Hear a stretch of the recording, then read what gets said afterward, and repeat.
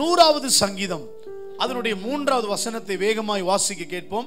சங்கீதங்களின் புஸ்தகம் 100 3வது வசனத்தை வாசிக்க கேட்போம். கர்த்தரே தேவன் என்று அறியுங்கள், கர்த்தரே தேவன் என்று அறியுங்கள், நான் அல்ல, நாம் அல்ல, அவரே நம்மை உண்டாக்கினார், நாம் அவர் ஜனங்களும், அவர் மேய்ச்சலின் ஆடுகளுமாய் இருக்கிறோம். கைகளை உயர்த்தி ஒரு ஆமென் சொல்லுங்க பார்க்கலாம். நல்ல சத்தத்தை உயர்த்தி சொல்லுங்க அல்லேலூயா. நாம் அவர் ஜனங்களும் அவர் மேய்ச்சலின் ஆடுகளுமாய் இருக்கிறோம் என்று பக்தன் மறுபடியுமாய் தேவனாலே உணர்த்தப்பட்டு சொல்லுகிறான். கைகளை உயர்த்தி ஆமென் சொல்லுவோம். நல்ல உற்சாகத்தோடு சொல்லுவோம் அல்லேலூயா.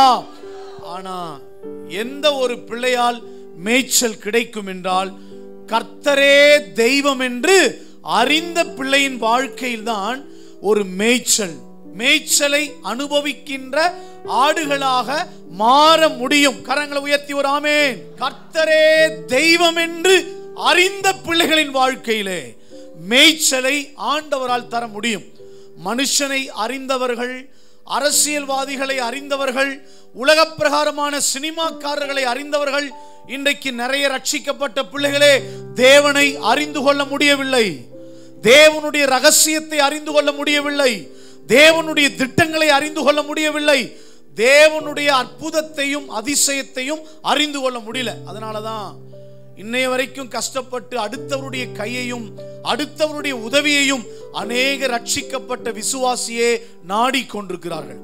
ஆனால் இந்த பிரசங்கத்தை கேட்கிற தேவ பிள்ளையே, கர்த்தரை நீ தெளிவாய் அறிந்து கொண்டால் ஆண்டவர், அதான் யோபு சொல்றாரு, தேவரீர் சகலத்தையும் செய்ய வல்லவர், நீர் செய்ய நினைத்தது தடைபடாது என்பதை அறிந்திருக்கிறேன்.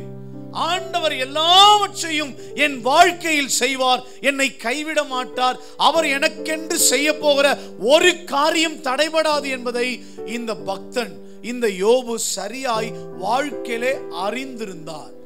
இந்த அறிந்திருத்தல் நமக்கு இருந்தால், தேவனை அறிந்திருந்தால் நிச்சயமாய் மேய்ச்சலை நம்முடைய வாழ்க்கையிலே கர்த்தர் கொடுக்க முடியும். யோசேப்பு எகிப்தில் ஒரு பெரிய அதிபதியாக இருக்கிறான், தேவனால் தெரிந்து கொள்ளப்பட்டவன். ஆனால் எகிப்து முழுமையாய் பெரிய பஞ்சம் ஏற்பட்டது.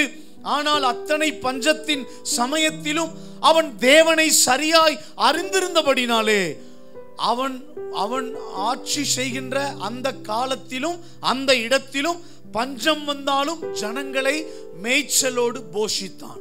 பஞ்சம் இருந்தது, ஆனால் போஷிப்பு ஏற்பட்டது. பிரியமானவர்களே, அவன் கர்த்தரை சரியாய் அறிந்தபடியினால் மேய்ச்சல், போஷிப்பு, தேவனுடைய கரத்தினால் நன்மையை பெற்றுக் கொள்ளுகின்ற அனுபவம்.